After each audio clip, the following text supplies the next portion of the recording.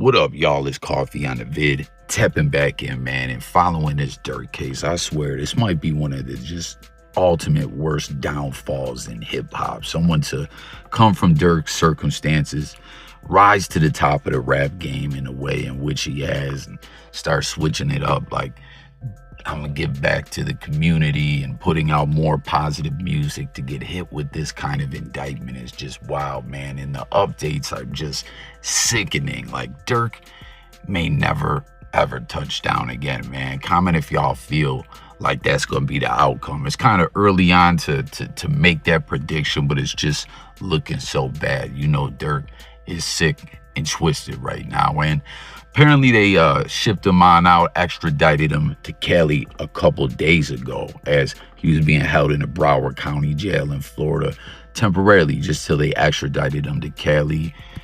And you know what's so wild, right? Like, for those that ever been locked up before, all that whack-ass ish you gotta do, squatting and coughing and stripping and all that, pause, you know what I mean? Some of them guards be so extra with it too, like, what the fuck, are you enjoying this or something? You know what I mean? Pause, right? Like, I swear, comment any of those that ever been to jail, like, you have a guard that's just so extra with it. You're like, man, does this sick bastard enjoy this part of his job? What the fuck? But something else they do is document and take pictures of any tattoos, scars, identifying marks. And it's wild, as you see, the media is doing this at the same time, like, kind of almost symbolically of when Durk touches down in Cali to face this Fed case. You know what I mean? They're talking about the case and also all his tattoos that he got, the big skull on his back, wifey tatted on him, the RIP tats for D-Thang and Von, and of course the no snitches allowed tab. But someone is snitching like a motherfucker in this OTF case. I'm telling y'all, I smell a couple rats, and if you look into the paperwork, there's definitely some rat-tattooey going on. Let me know what y'all think about it all. Tap in, hit them comments, hard body on this one. I gotta hear from the people. Like, do y'all feel me just how crazy this is? An artist of Durk's caliber, everything he achieved to be in this situation is just, like I said, I know Durk's sick, but it's just almost sickening, disgusting to see. Like, why would you be wrapped up in ish like that and go out like that? You feel me? And they got Durk's iCloud. They got him telling the individuals, yo, you know, set all this up when he was, you know, sending the Get Back team out there to go slide for Von, like everyone had been telling him to do, to the point that it was a motherfucking meme. And they got Durk telling him, hey, whatever you do, like with the rental cars and all this and that, make sure it's in no way traced back to me. They got Durk's iCloud where he's saying that to the individual, and then the individual goes and uses the motherfucking label credit cards directly linked to the business. It's just wild, man. And now with this newer update as well, this superseding indictment, to which my understanding is it includes, like, federally, you know, they got the murder for hire jump off, and then the separate indictment against the OTF members who were on the Get Back, Get Active type movement, you know, that were putting in the work as Durk was calling the shots. They put out a superseding indictment can be something that includes all that, and then, like, hey, this supersedes that, we're adding some extra ish on top of it. And listen to this, man. This is where it's really just even more flucked up than it already is. And you just look at this and, like I said, man, like, isn't this technically a death penalty case? I don't think that's what's gonna happen, but I really feel like it's looking like Durk is looking at the rest of his life in a cage, man. And it's such a damn shame. But peep this new superseding indictment, and peep it, y'all, on top of just how flucked up and foul and just twisted it is for Durk, and just how just downright almost stupid. I mean, it is to look at the downfall, like I said, the rise to fame and the way he fell off. But if you look at this superseding indictment, man, you're like, man, could this have been any stupider, man? Of course, once again, we've heard about this numerous times, right? The criminalization of lyrics. That's something Kevin Liles was just talking about when Thugger came home, that two things that need to stop is the criminalization of music, of lyrics, and bond denial. You know, that those two things are used as a weapon to make rap artists fighting cases not be able to fight the case properly. You know what I mean? That when you're behind them bars, behind that wall, stressed the fuck out on lockdown, you know, you can't meet with your attorney and really fight the case to your best ability because your mind is not in, you know, the best place. You're stressed the fuck out. But check it out, man. These Durk song lyrics are quoted in these new charges, and the feds are saying, yo, you rapped about the revenge. And this is where it gets crazy with the criminalization of lyrics, right? Like, we've seen stuff where lyrics and social media posts were used, and the way that they were trying to connect the dots was kind of like, yo, y'all are reaching like a motherfucker, like a reach toothbrush. You know what I'm saying? Like a game of spades when someone thinks they got that book and they're like, nope. You know what I mean? Drop a spade on them, drop a trump card on them.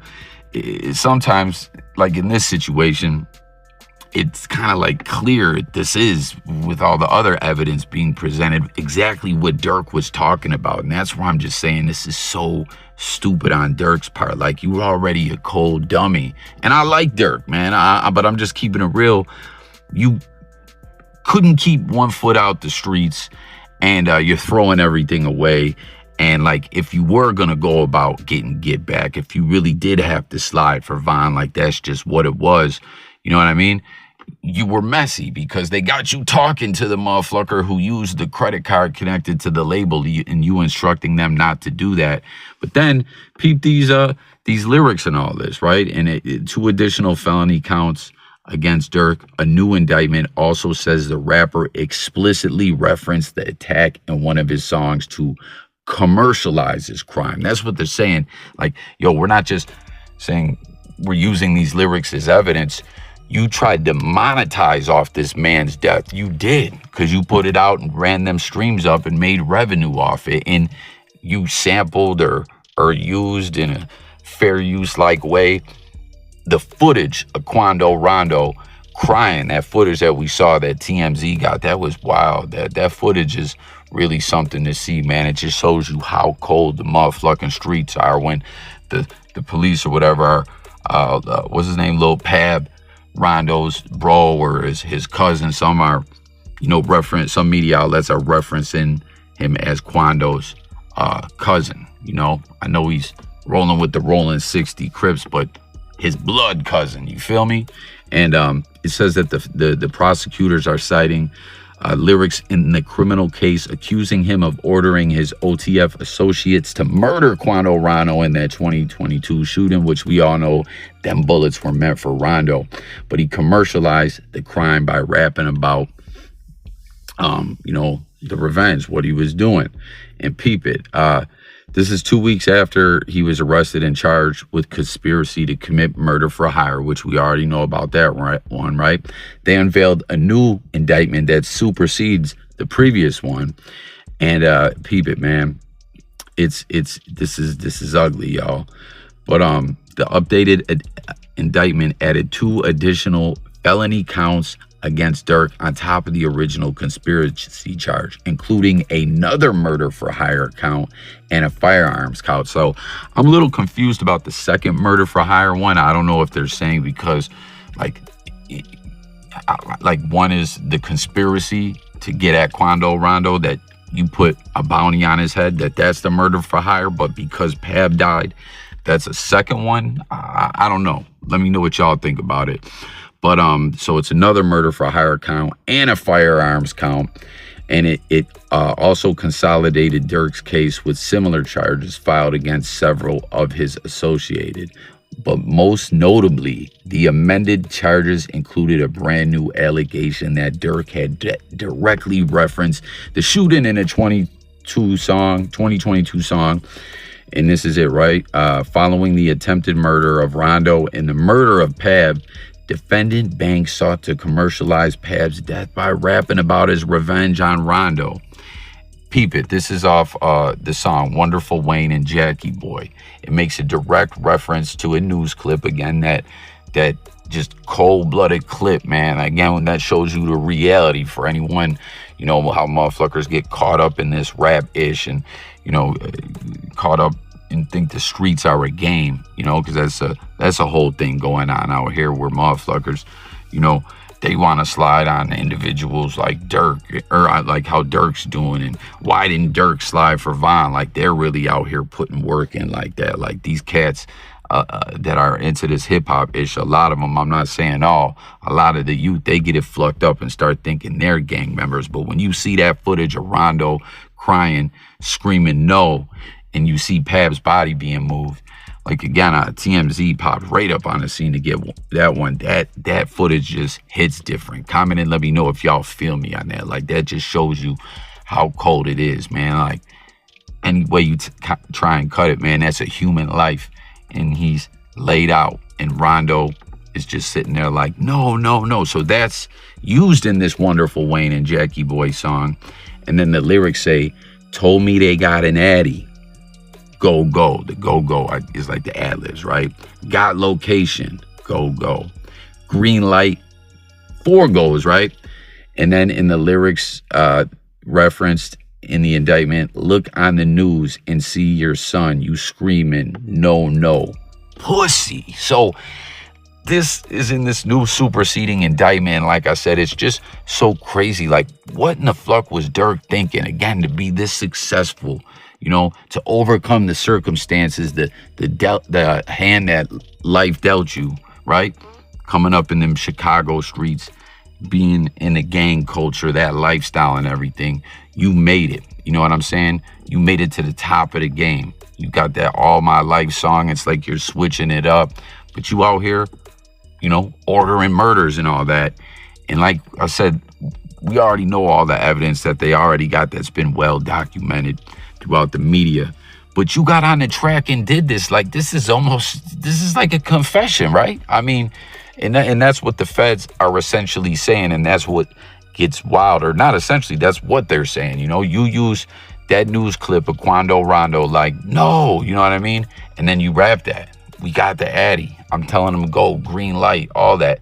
You know, so when it comes to the criminalization of lyrics, like, yes, lyrics are an artistic expression, and there's times, again, that we've seen prosecutors really reach with certain lyrics in social media posts, like, yo, the math you trying to do, adding this up and that and saying it means this, I don't know if that adds up in this situation with everything the feds got.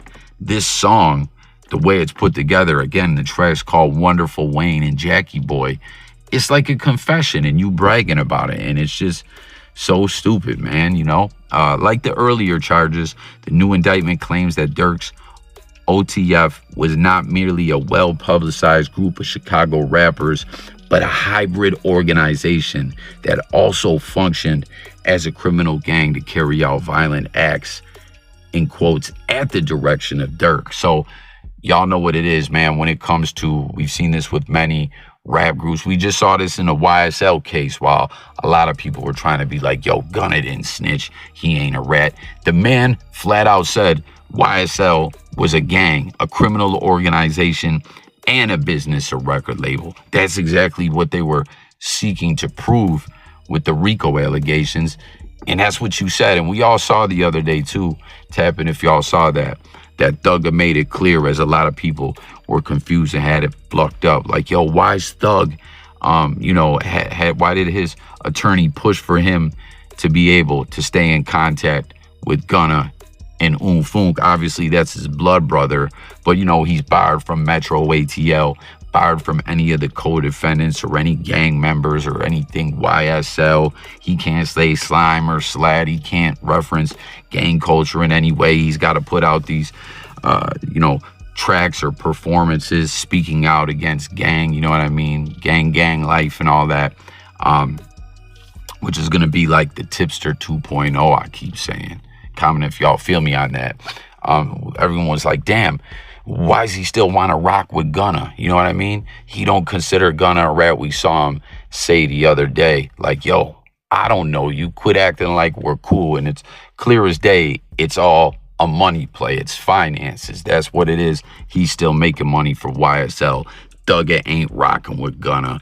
Gunna's a rat. And Thugger thinks so. And maybe quite possibly he wanted to be able to still be in contact with him, to make money. And again, he's making money for the machine, for the label, for YSL, but maybe you want to tell him to his face too, like, yo, you're a rat, bitch, But back to, with that situation, like I said, we see what it is. The feds love to say, yo, when it comes to hip hop, these labels, they're hybrid organizations, fronting as a business, as a label, but it's really a criminal enterprise, a criminal empire, and that's what they're saying here. They said at the direction of Durk. They're saying Durk was the shot caller, man. Prosecutors say one of those acts was the 2022 attempted killing of Rondo, allegedly carried out in retaliation for the 2020 killing of King Von, a close friend of Durk's. Banks put a monetary bounty out for an individual with whom Banks was feuding named TB, referring to Rondo by his initials. Banks ordered TB's murder, and the hitmen used Banks and OTF related finances to carry out the murder. In addition to Durk, prosecutors have also charged several alleged OTF members, Gavon London Grant, DeAndre Dontrell Wilson, and Asa Houston, as well as two other alleged Chicago gang members named Keith Jones and David Brian Lindsay. If convicted on all three counts, Durk is facing a potential sentence of life in prison. I thought it could possibly be a death sentence. I don't know, maybe I had that twisted. But even with that, I don't think that he would actually be put to death. But I don't know, man. Like, Durk's cop-out is going to be like 40 years or something is what they're going to offer him, I think, right? Like, I got a feeling Durk may be rotting in a cage for the rest of his life, man. But that's the update, the new superseding indictment out. Some more charges on top of the previous one, another murder for hire, some other ish, associated with the stuff that the OTF members that were on the Get Back Gang Get Active tip, and some federal weapon charges. And then, the fact that the feds are saying, yo, this wonderful Wayne and Jackie boy, you're confessing and bragging about the murder. And I mean, like I said, like with this criminalization of lyrics, it's like sometimes, and when I'm saying this, I'm not like siding with the feds. I'm just saying what it is, man. Like, Durk flucked up, and it's just downright disgusting when you really look at it at the end of the day, if you ask me. So that's going to do it for this one. Hit the comments. Let me know your thoughts about it all. Sub up and stay tuned for more. It's Coffee. And I'm gone, y'all. Peace.